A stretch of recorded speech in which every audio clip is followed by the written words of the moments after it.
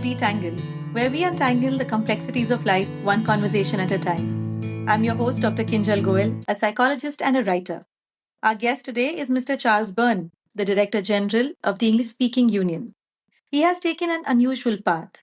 He studied philosophy, has worked in retail and business, changed direction, and has worked with not for profit organizations for the last 15 years. And he has continued to study. Clearly, I found someone with a rigorous curiosity in life and the passion to follow it. I personally met Charles at the International Public Speaking Competition in May, thanks to my daughter who participated, and I'm so glad I did. Welcome to the show, Charles. It's so nice to have you with me today. It's a pleasure to be with you. It's going to be an interesting session. Well, I have so many questions, Charles. I can't wait to get started. Your field of work is new to many. I'm sure some are curious about it, some don't even know what to expect. So let me start with the questions. Let's see where they lead us. Okay. Like I said in the introduction, your career has spanned so many different things. I mean, from Heathrow's Terminal 5 retail to working with charities like the Macmillan Cancer Support, leading the Royal British Legion. You've done so much. And of course, we met at the ESU in London. But so many experiences. How does all of it come together and help you with your role that you're currently leading at the ESU? It's an interesting question. It's what I think about.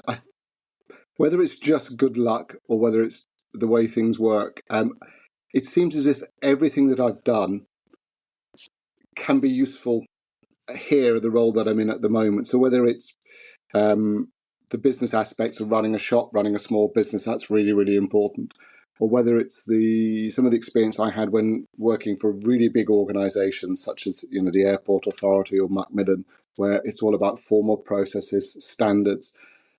All of that seems to come together, and we need all of it here at the English Speaking Union. So I'm really fortunate. It's all coming together well. Well, I'm really, really curious to know what sparked your passion for Oracy. I mean, it's not something a lot of people will get inclined towards making their profession. But what made you so passionate about public speaking, Oracy? Is there any particular moment that inspired you? It's a really common story, actually. So, again, I was fortunate. My father was an engineer, but he really loved poetry.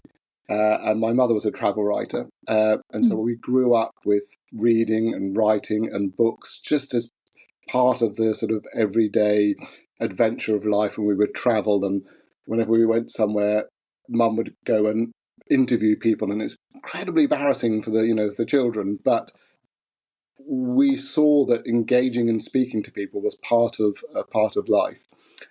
And then I had like so many people, I had one standout, wonderful teacher, a woman called Janet Cocking, and I was studying maths, further maths, physics, chemistry, good, interesting subjects. But what I really loved was literature, and I couldn't fit it into the school day.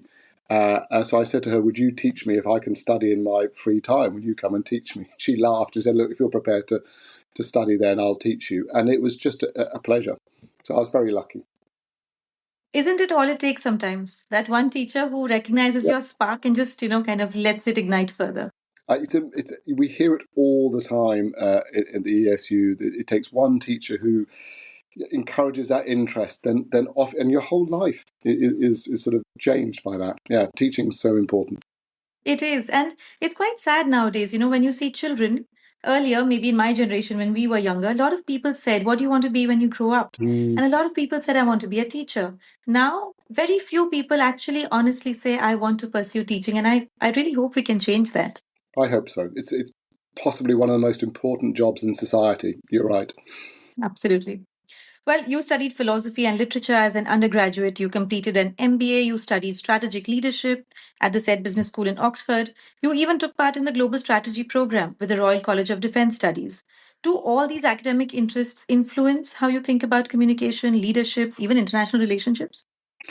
They do. They do. And sometimes things only make sense when you look backwards. And you can tie all the bits together. But the Oxford course at the Side Business School, that was brilliant. And being Oxford, there was a lot of emphasis on the humanities and the human aspect and language and culture. That is an important part of leadership. The Royal College of Defence Studies, I was only able to join that as a part-time student, but it was the most amazing, rich curriculum, and the students were the fellow students, the members were possibly the best part of it. There were 140 people from sort of over 50 countries around the world, including India, and the chance to work with other people and understand those different perspectives. It was absolutely invaluable. So I'm sure that's what gives you the deja vu when you see all these children come together at the ESU.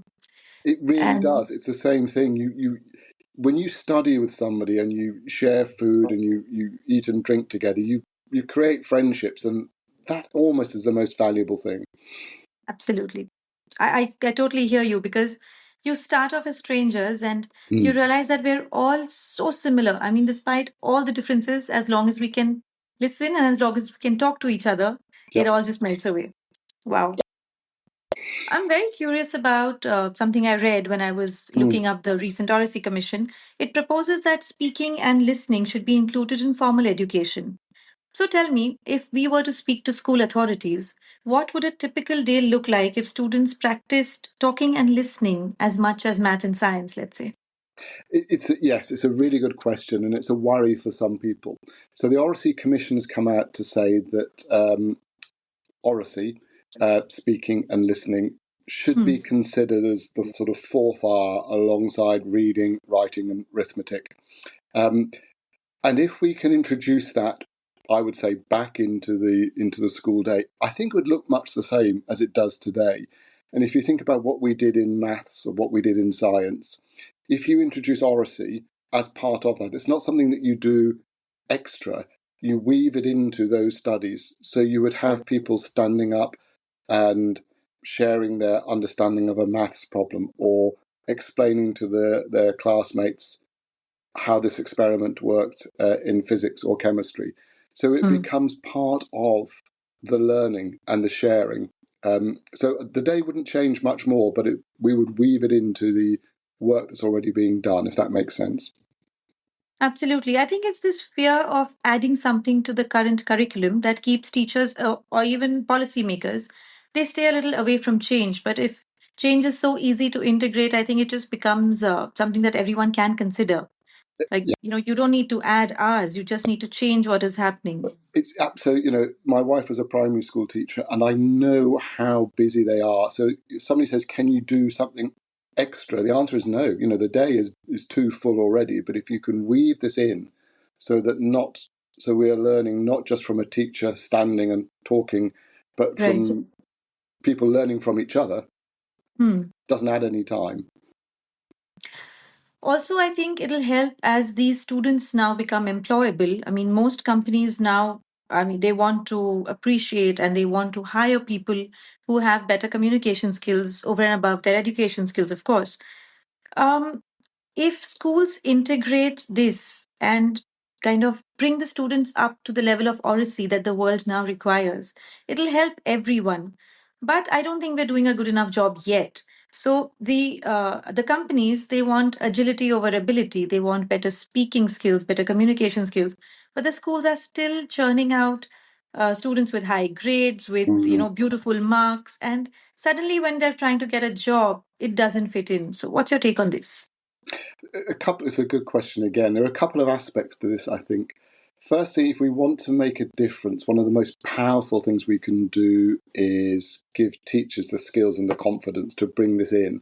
I think the Hmm. pressure on teachers is huge nowadays, and it seems to get only worse. But if we can train teachers and how they can bring oracy into their classrooms and integrate it into the students' work, I think that gives them the confidence, and they can share those skills, and then all those young people will learn oracy as part of what they do. So that's important. Teach the teachers, and that will help.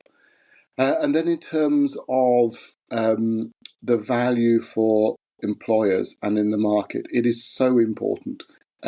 We see it all the time. Um, all the interesting problems require more than one mind often to fix them. And that means you've got to talk to other people and have the confidence to share an issue and listen to different points of view. And that ability to work collectively, share ideas, think on your feet, that's exactly what the ESU and Oracy teaches people. So the value for young people as they go into the job market, I think, is it's absolutely huge.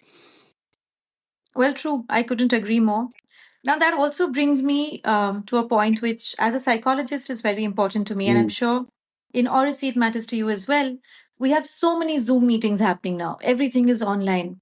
So, as a psychologist, what I feel very strongly now is this hypervigilance that we have when we're in a Zoom meeting. We're mm, not just looking at the person in front of us, we're also constantly looking at ourselves. Also, the person in front of us is too close for comfort. So, these are the things from a psychologist's perspective. But tell interesting. me from your angle of communication, are these things making it easier or more difficult for students or for people who are in the jobs or whatever? Are they finding it easier or more difficult to communicate in person and online? Yeah, both, I think, is the answer. So Zoom and Teams meetings are really, really useful, and we see that in what we do. The fact that we can talk like this, it's extraordinary. Absolutely. And we run competitions in the UK and around the world. And very often we can use online for the early rounds so people get the Mhm. chance to talk. And it's an important part of the world today, for sure. And virtual reality, I think, can be useful if we are starting to build people's confidence for speaking in front of an audience. There's interesting developments there. So, on the one hand, it can be very, very good. And on the other hand, it can be a real barrier. There is nothing more real and sometimes more challenging than a face to face meeting. And it can be 1-to-1 or it can be 1-to-500, where you stand up in front of a big group. And I think that human interaction bit can be blunted or lost if we don't make sure we keep it in. So online is very useful, especially over distance. But I think we need both. We have to have the human face-to-face contact as much as we can. Well, I hope we can make it a little bit more because I think people are just falling into this rabbit hole where it's all convenience and it's all ease. And that little effort that it takes to meet someone is sort of losing its sparkle, but we need to bring it back. We do. We do. Tell me, Charles, English is obviously a global language, but language is so deep down tied to identity. Mm, Now, from where I come from, English has a very strong sense of colonialism. A lot of people are now saying, go back to your roots, talk in your local languages, don't romanticize English so much. I completely agree with the idea that you need to have pride and faith in your own local languages. But isn't the love of English beyond borders, beyond colonialism? And don't we need that one common language to actually get across to each other? yes, we do. You're absolutely right. There is this colonial history to English, and the global spread of English is linked to colonialism. But so much has changed, and what I can see is the way in which there is something global English and there is Indian English, Hmm. and the language has become a, a shared tool that people use, and different nations have taken it up and they've adapted it and changed it, and it is now this shared tool that we can use to communicate with each other, and particularly in a multilingual world and in a multilingual country like India. Something like Indian English or international English can be really useful. It means you can keep your local language and your local identity, and you also have this other thing which you can use to speak to almost anybody with. And we see it a lot as people move around the world. English can become a valuable way of helping your career, helping you engage in business, in film, in technology, stay in touch with friends and family all over the world. And again, we see it at the ESU that people, the young people, they come, they take part in our studies and the competitions, and they spread around the world, and they use English to keep in touch. And everyone's version is slightly different, but it's shared by everybody now. It's not owned by anybody. So it is a shared tool. I think very useful. I think I noticed this as well. I mean, when I saw these youngsters for the first time at the ESU, they all was so different. I mean, they were from so many different backgrounds, and I really wanted to hear them talk. I wanted to hear their English. Yeah. And when I did, I was pleasantly surprised. I mean, it was so similar and yet so different. Yeah. So you could understand all of them. There was not one child I had any trouble understanding. And yet you could immediately say, okay, they come from here, Yeah. which is amazing, just like you said. And the pride they have in their country, and the joy they have in sharing that, whether it's the stories or the dress or the sweets that they bought, it is a real pleasure to watch that combination of local pride and pleasure, and finding a common language to share that with. Absolutely. Let's talk about migrants now. A sensitive topic, but something Mm. I really want to discuss with you. Many migrants learn English when they move to a new country. How do you think mastering English influences their sense of belonging or cultural identity when they're not in their land anymore? It's an interesting one. So when my wife was a primary school teacher, we lived in West London, and she worked in an absolutely wonderful little school. And there were something like over 35 different languages spoken by the parents and the children. Wow. And it was just a joy, to be honest. Things got more difficult as the children moved into secondary school, but at that primary school, it was just a pleasure. And you could see that the families, the children, the parents who had English or learnt English very, very quickly became part of the community, and they shaped the Mm. community, and they helped make it interesting, and they brought elements of their culture. They had a wonderful international day. Everybody brought food, and they shared festivals and religious days. Those families had engaged, helped shape Hanwell as it is. But those who didn't, I'm sure that you could see that they were more isolated, both in the school and in the community, and probably at home. So I think it gives families coming into the country, immigrants coming in, it gives them a voice in the community of which they will be part. And I think that's really important. Well, I agree. Because sometimes you need to be heard. I mean, if you're not speaking the language, you can't communicate. And I mean, it's such a difficult place to be in. True. Absolutely, absolutely. Charles, I've heard you say that listening carefully and constructive debate are more needed now than ever. Mm. So, is there any example from your life, from the recent past, where good communication skills, listening, speaking, helped you bridge a cultural or personal gap? I was thinking about this. There's one, it's unusual, but 6 years ago, I was in a group, and we were taking about 300 men and women who had served in the Second World War. We were taking them back to northern France. So this isn't a cultural gap; it's a personal bridge. And we were taking these people, these veterans, back to northern France to commemorate what had taken Mm. place. I can't remember where I was. We were either on board a ship or we were in one of the large sort of reception areas.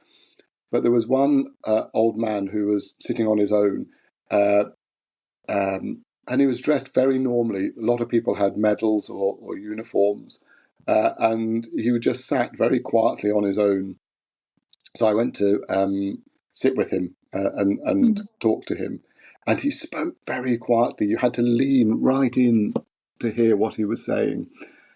And he explained how he felt he shouldn't be here with everybody else. He didn't think he was heroic. He hadn't landed on the beaches. He hadn't liberated a town or a city.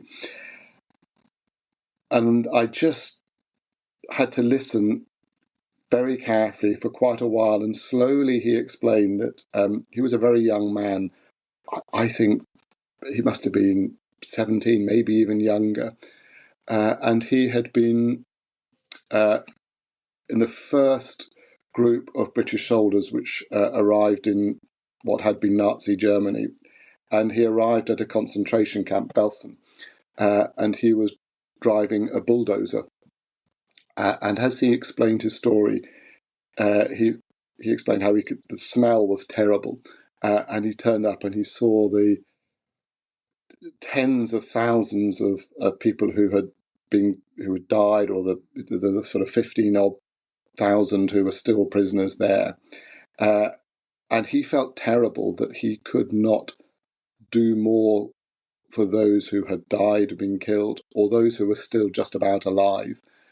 And he was still captured in that moment. We were sitting in wherever we were, but we weren't at all. We were right back in that place for him, and he was still caught there 75 years later, and he still felt guilty, and he felt he didn't deserve to be part of this group. He just felt guilty that he could not do more, and he was just weeping with the burden that he carried. And I was working with a friend at the time whose great uncle Rudy, had been a young boy at Belsen, and had said to Daniel, when you meet these English soldiers, please, say thank you to them, because they saved my life, they liberated me. And I could tell this old man this story, that, here was great uncle Rudy who said thank you, 75 years later.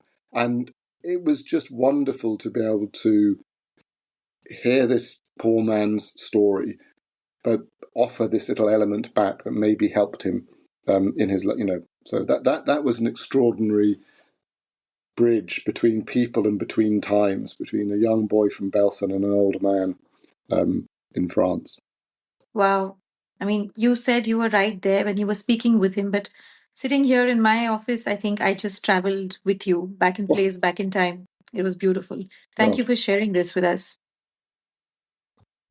Very welcome.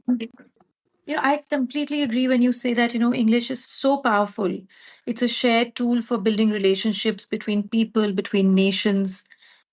Is there any example you want to share with us of how English has brought people together in your work? Absolutely.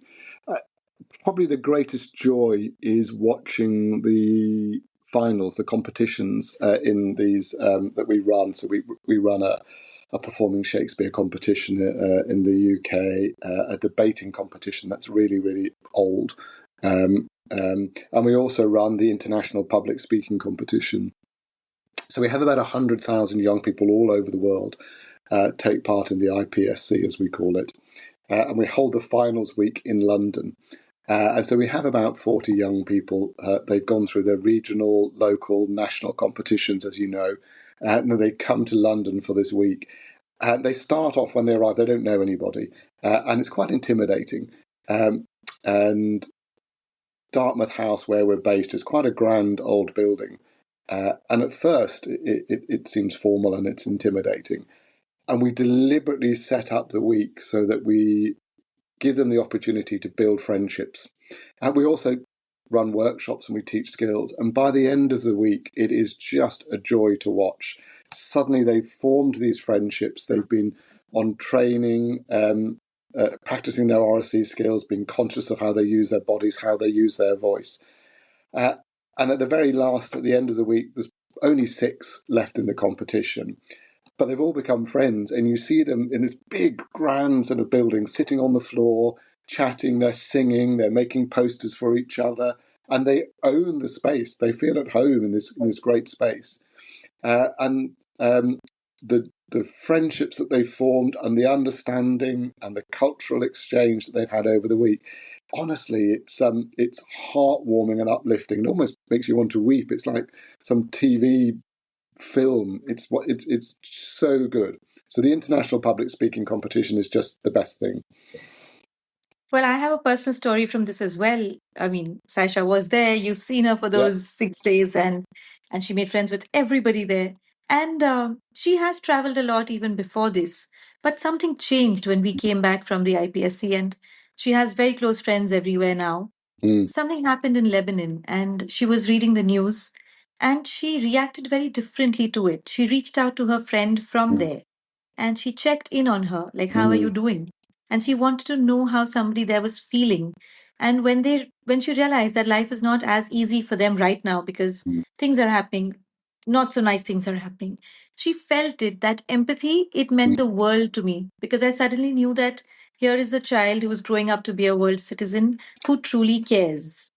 Yeah, absolutely. And this sense of being a world citizen and that friendship, which can jump between nations, and suddenly there's a person at the other end, not just a report in the news. So important. True. Well, I loved it. Good. Well, in international diplomacy and global settings, having a common language is sometimes not enough because you need to guarantee understanding. So, how do speaking and listening skills, especially empathy, how do these play a role in ensuring true cross cultural communication? Yeah. Having a shared language, a shared tool is really, really helpful.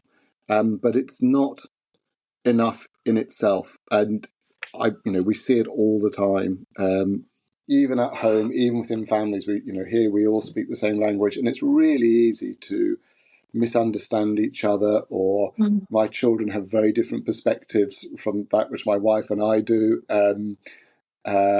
And so you need a number of things. A shared language is very helpful. But with that, we talk about IQ, intelligence quotient, and that's really useful. Mm. So if we've got an issue or a problem, bringing some intellect to bear is helpful. Emotional intelligence, empathy is also really important. So we can understand that we're not as rational as we like to think we are at all. This is your line of business. We think we're clever, but we're actually driven by many other things. And cultural intelligence is really important too. And this takes time and exposure to build up, which is why you're right about global citizens. It's very easy at school to learn the history that we're given. But the more we can have friends and from around the world, and the more that we can read books, understand films from other cultures, that gives us cultural intelligence. So I think we need all of that: IQ, EQ, and cultural intelligence and cultural capital. All of that is needed, really.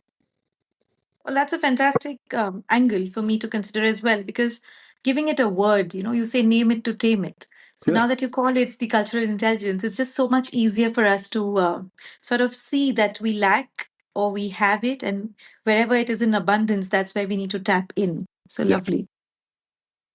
Well, I come back to AI. I'm sorry, but I keep doing this all the time. For me, tech Mm. and AI has taken over every aspect of everything right now. There are so many translation apps, there are voice assistants. I recently heard there's a new hearing aid which will instantly and in real time translate what is being said, and you hear it in your own language. Do you see these tools as a challenge to learning Oracy, or do you think they'll actually help people in the long term? Yes. Again, both. I think there are real advantages Mm. with AI. It can do some extraordinary things, such as, say, translation to a degree. It can help manage, analyze lots of data. Personally, and I've got a very strong view on this at the moment, I think we cannot delegate out our thinking. And sometimes thinking and understanding is the hard part. And so you cannot subcontract out the thoughts that we need to develop, the understanding that we need to develop. And that mental effort actually is the most important part. And so whether it's writing a speech or preparing a debate or analysing something, we have to use our own brain to do that. Partly because I think in using our minds, that actually shapes our minds in the same way that if you have a very physical job, it shapes your body. If you use your mind in these ways, it literally, in the brain, I'm sure, it shapes the brain and it shapes the mind. But also that's where the joy and the real value lies. There's a wonderful woman I've worked with called Patsy Rodenberg.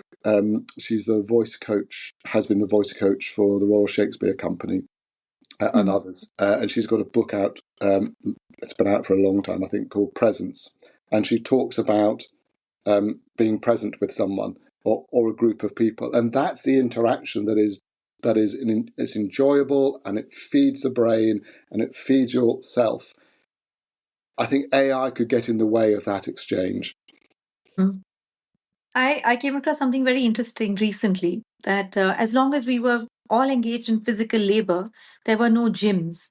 And suddenly we gave these Yeah, out to to machines and yeah, to help, and then we had to all go for a workout. Similarly, now when we start outsourcing our mental efforts, we'll probably have to designate that 1 hour to reading or to writing and say this is my mental gym, and now I need to do this so that my brain doesn't rot. So well, we are in for change, that's for oh, sure. yes. I think it's a shame. I think it should be, for me, that mental. It's not. It's, I can't dance, but it's more like dance. It's a joy. It shouldn't be a chore that we do. This should be True. part of the great pleasure of the day. Absolutely. Well, let me ask you a question, Charles, that I Mm. absolutely love asking every guest on my podcast. It's something I have gotten beautiful answers to. I'm sure you've heard of a physical first aid box, Yes. something in which you would keep your painkillers, your antiseptics, for those minor cuts and bruises when you can take care of yourself. What if you were to have a mental first aid box in which you keep things which would make you happy immediately? For those little days when you're run down, you're emotionally low, and you Mm. need a pick me up, what would yours look like? Mm. I think I know I turn to poetry. Mm. I don't know if that sounds odd, and it can be different poems at different times. But there is something about a concise, beautifully written poem that sort of stops me in my tracks and makes me pause and think and look about me. And there's a wonderful poem by David White called Start Close In, or there are the wonderful haiku poems from Basho, or any number of poets by English writers, and it just makes me stop and pause and take a moment. Wow. So this would be a box that maybe I might borrow someday. Well, on a lighter note, let me take you into a rapid fire round. Oh, No okay, thinking, you've got to answer real quick. okay, Tell okay. me, the most difficult of all, what's your favorite book? I don't have a single favourite book. I'm sorry, I'm going to cheat. I've got a range of books I love. There's books of poetry. Mm. There's J.J. Carr's A Month in the Country. It's short and it's beautiful. The Old Man and the Sea by Hemingway. Again, that's short and it's beautifully written. So I'll have a number, please. A range. Well, we'll give you that one. Your favorite movie character? I don't have a favourite movie. I'm not very good at watching movies. I'll go with other people, but I don't have one. Sorry. Well, we'll give you that as well. Your greatest pet peeve? Maybe this is spending too much time in London, but I find it really annoying when people are loud, inconsiderate, rude, whether that's shouting loudly on the train or riding their electric bicycle past other people on the zebra crossings. Just slow down and notice people around you. Wow. The one thing you believed in but no longer do?